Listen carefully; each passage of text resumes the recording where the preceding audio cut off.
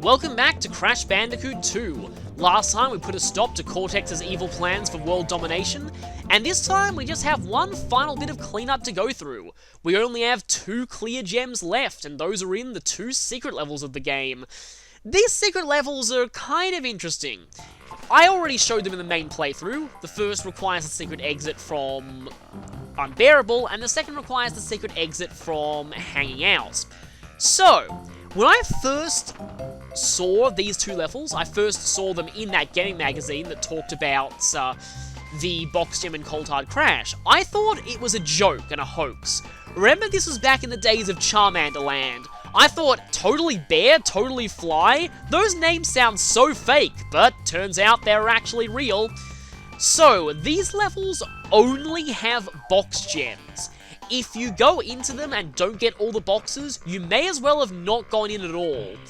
So, and you also don't need to worry about these levels at all if you're not concerned about box gems. They are purely for the final 2 gems you need for 100% completion, so it's going to be time to enter Totally Bear.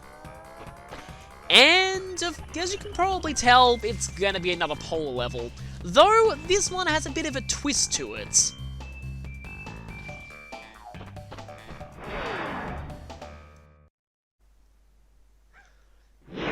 So, here we get to see that the secret warp room has its own little warp chamber, which is cool.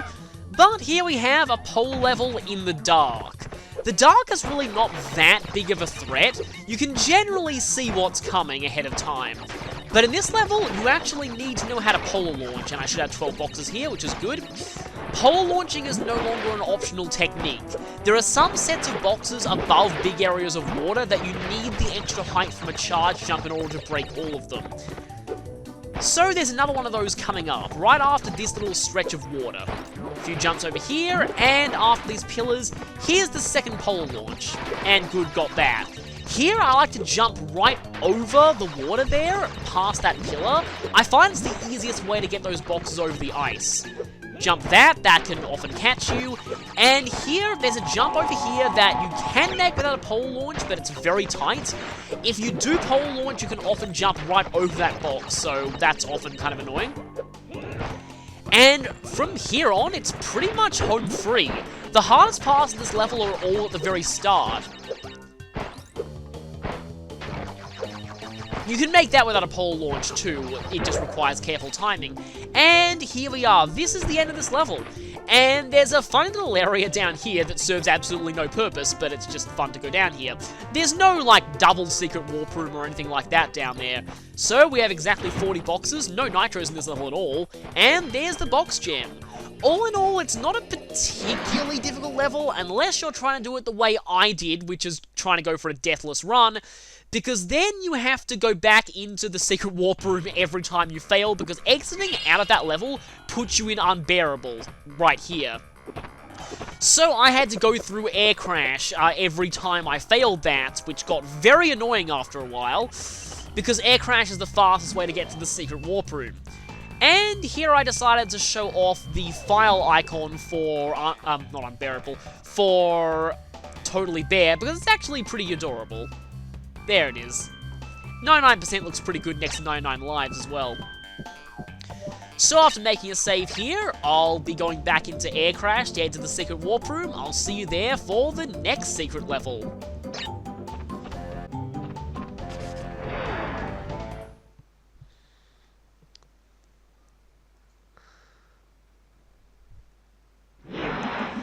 And you won't be seeing the secret warp room's warp area outside of the dark, because it's another dark level. And, as you can tell by the name, it's another Firefly level.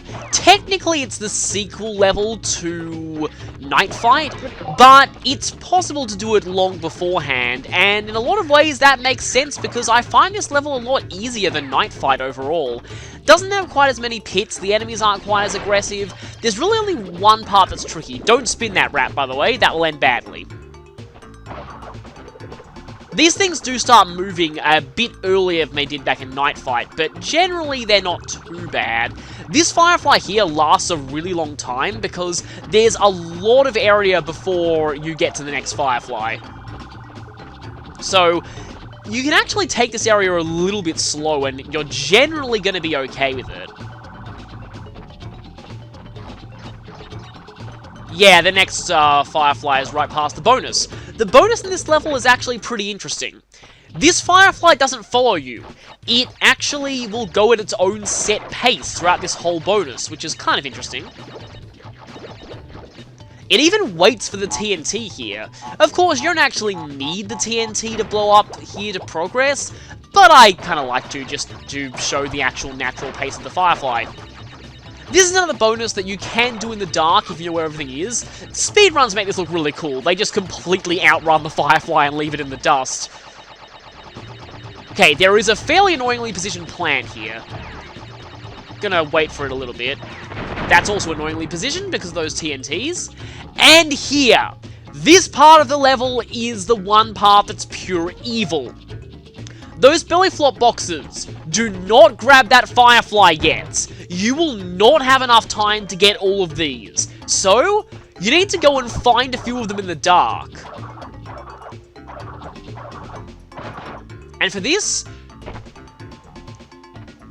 did I get that or not? You need to listen to the sounds they make when you spin them.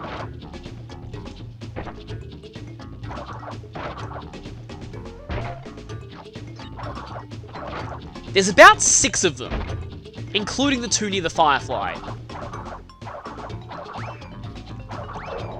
Okay, here, there's a set of Wumpa Fruit around here. Once you start spinning them and hearing that sound, that shows that you've reached the edge of this set of boxes.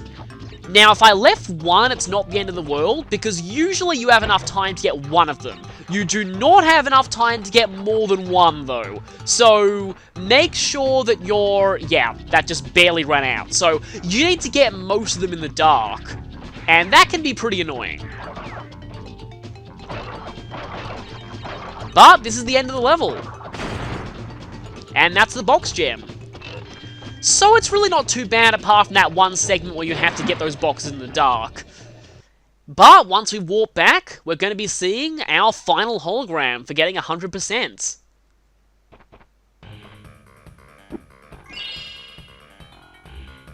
And of course I'll show the dance.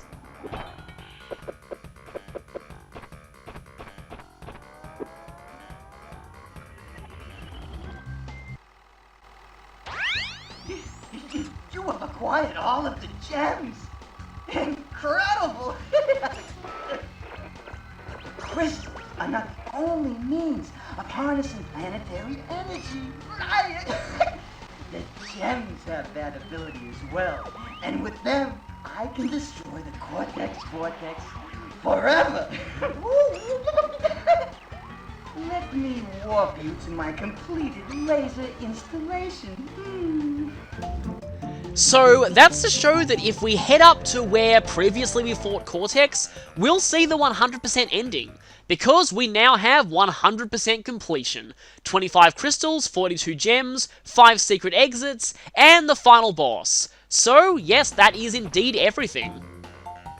And now I'm already going to have a 100% save file here. That's because I kind of screwed up and didn't have the microphone turned on when I recorded an earlier part of this. I should mention though with those holograms, the music that plays when Embryo talks is actually a remix of his boss theme from Crash 1. It's pretty cool. You can hear the song, I believe, on YouTube, because normally you don't get to hear it without the voice talking over it. I'm going to show some quick extras though, well actually not so quick, before we get there though. And I'm also going to be showing the outtakes, because I want to end this on the 100% ending in credits. So, I'm perfectly positioned to show the main thing that I want to show here, and that is something to do with Cold Hard Crash. There's a little glitch called the box duplication glitch that helps in getting the box gem here, and I thought that I might as well show that. So this glitch was discovered accidentally by Mr. Bean 35000 VR while he was speedrunning, and it's actually a pretty helpful one. It makes one of the most nightmarish box gems in the game a lot easier to do. So here, we want to just play through the beginning segment of this level normally, but making sure that we get all the boxes. Or at least most of them.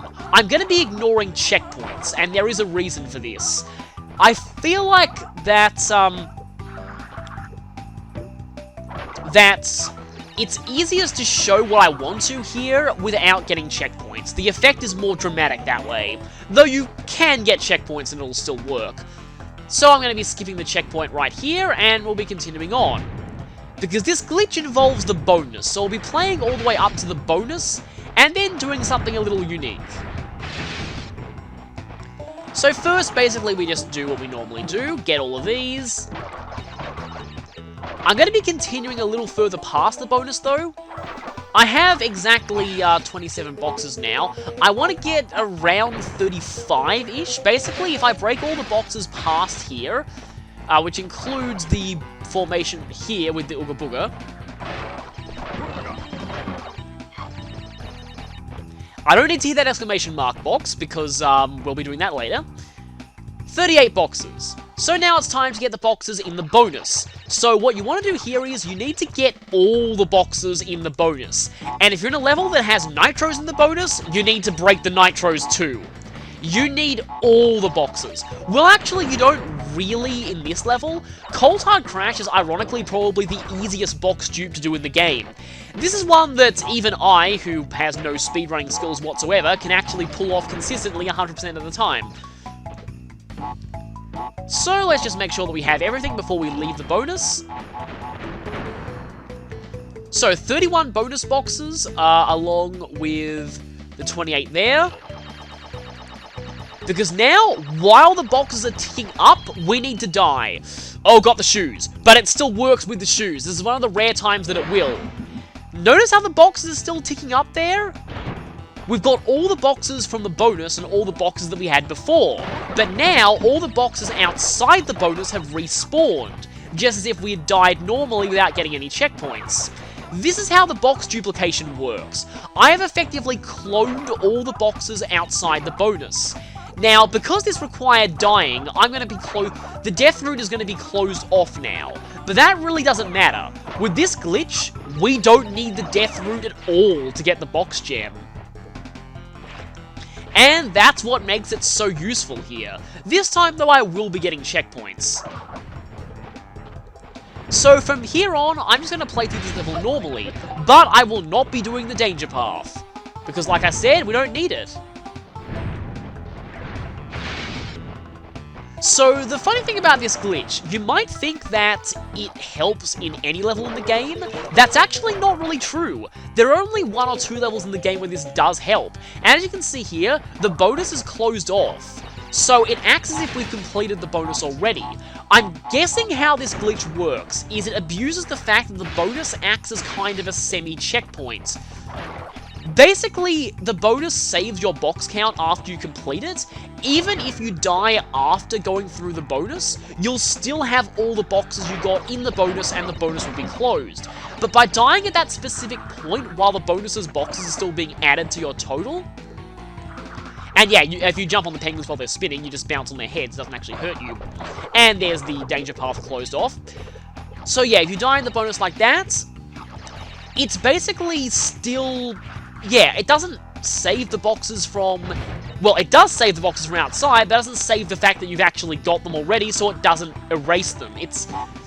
I hope that made sense, it probably didn't, but that's how I think this works. Essentially, we just cloned a bunch of boxes. And in a level that has as many boxes as this, that's really helpful. That was a pretty wide blast radius for that TNT there.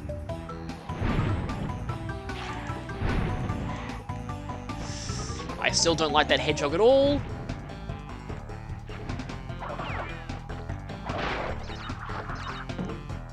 So, just heading down the normal path, really. I suppose one thing that I could talk about, I said earlier that the death animation for the Crushers actually got changed in the Japanese version of the game. And I didn't explain why, but I said the reason was pretty morbid. I'm not really sure if I should be explaining this on a family-friendly game, but I guess I will anyway. So, the reason why that got changed in the Japanese version is apparently there was a murder in Japan where all that was left of the victim was their head and feet. And that's basically what dying to the Crushers looks like here. So, yeah, that's a pretty disturbing fact, but yeah, that's why that animation had to be changed, in that version at least. So we have 144 boxes. We need to keep a very close eye on our box count here, and I'll be explaining why in a bit. But we've now got out of this segment, so on to the main part of the level. 149, like I said, we've got to be very careful, and if you have any masks, you don't want to be hitting any extra nitros. In fact, we're actually getting pretty close to not being safe here.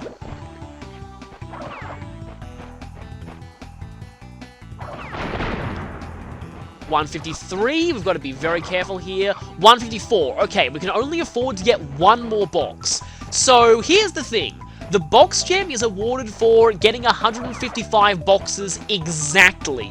Normally this isn't much of a problem, since there are only 155 boxes in the level, but now that we've glitched and duplicated a lot of boxes, we can only afford to break one more, which is going to be that checkpoint over there. So do not hit the Nitro Exploder, whatever you do. It will ruin this. So now that we've hit this, we cannot get any more boxes. Because we have all the boxes that the game thinks are in this level, which is 155 exactly. If you were to get any more than this, the game would actually, well, you won't see it here because I've already got the box gem, but the game would basically say 156 out of 155 or something like that, and you wouldn't get the box gem. But yes, with that glitch, it's possible to get the box gem in this level without ever having to worry about the danger path, so that is pretty cool. Like I said, you might think this helps in a lot of levels, but it really doesn't. There are only a few levels where you can actually do this. One of them is this one, Digging It. Now, as you could probably imagine, it does really help here. The problem is, there are just barely enough boxes in the bonus to allow you to jump in the pit with enough time. And I mean really just barely. In fact, you need to get all of the nitros in the level as well. I mean, in the bonus. And even then, you have under a second to throw yourself in the pits. And if you get the flying shoes animation randomly, you've screwed it up, because you won't have enough time. So, really the only levels that glitch actually helps on are Cold Hard Crash and Digging It. But again, on Digging It, it requires extremely tight timing. There's one other thing that I want to show here, and that's in Bear Down. I'll just cut to when I'm able to show it. Okay, see these seals here? The charge move will actually defeat them. That's something that I was mentioning earlier in the playthrough, but I never got a chance to fully show it. It's kind of a unique feature of this game that not a lot of people know about. And that's everything that I wanted to show in this level.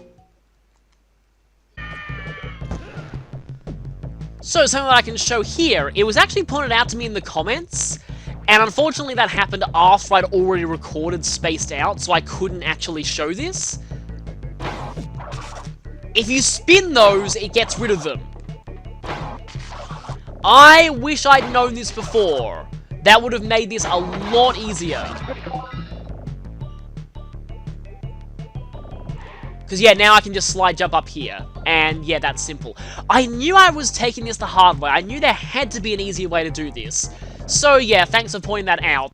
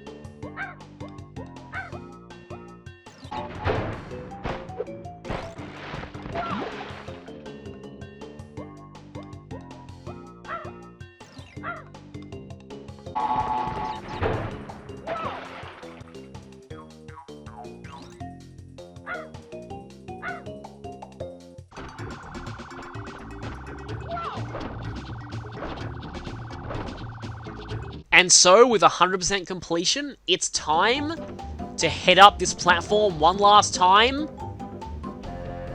Should that count as an outtake? I don't know. I'm gonna count that. And so, with 100% completion, it's time to head up this platform for the last time and view the 100% ending.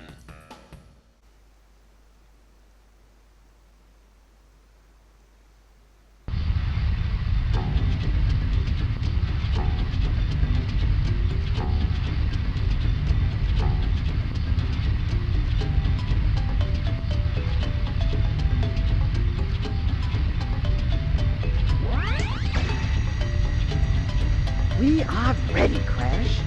Would you like to do the honors?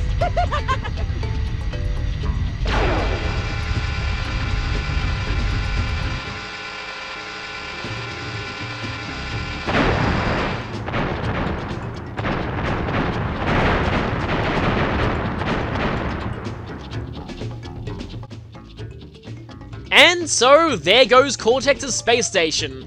And parts of it land on where Uka Uka is imprisoned, releasing him, but that's for the third game. So, that has been Crash Bandicoot 2 Cortex Strikes Back. I still love this game, like I said in the last credits roll, so this time I'll talk more about, I guess, other things in terms of, this project and stuff. So, this is my first time doing a platform game on this channel. I am a pretty big fan of platform games, so I hope you enjoyed this, and if you did, I might do more in the future. People have actually already asked me whether I'll do Crash 3 or not. It's definitely possible. Not so sure about Crash 1, because that one I don't think has really aged as well in my opinion. There are a lot of issues with that game, like you don't even have the slide and high jump, you just have jump and spin. But Crash 3 is pretty great. So it's definitely a game I consider doing. Also, though it isn't a platformer, I like Crash Team Racing as well. It's a Mario Kart clone, but it's one of the best in my opinion. In fact, I played it before Mario Kart. It's probably what got me into Mario Kart, actually. After that, Naughty Dog left the series, and the Crash games just weren't ever quite as good. Wrath of Cortex is okay, it suffers from terrible loading times, but it did an alright job of emulating the feel of the originals. Personally, I felt that the best non-Naughty Dog Crash games were the GBA ones. They did a really good job of emulating the feel of the originals. In fact, they actually recreated the original music quite well. Like, the fact they got the Eel Deals theme almost spot on a GBA is pretty impressive. So, I might do those games in the future too.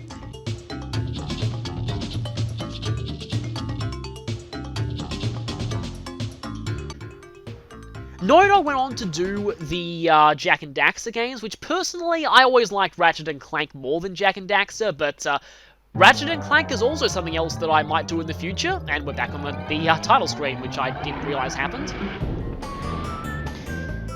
In fact, weird thing is, I had recorded a Ratchet and Clank 2 playthrough. I recorded the vast majority of the game, but that was back when I was doing post-commentary. I never really got around to commentating on it, so if I could dig up the old hard drive that has those files on it, I might be able to post-commentate that. Not sure. There are, of course, other platform games that I do enjoy. But for now, Strikes back.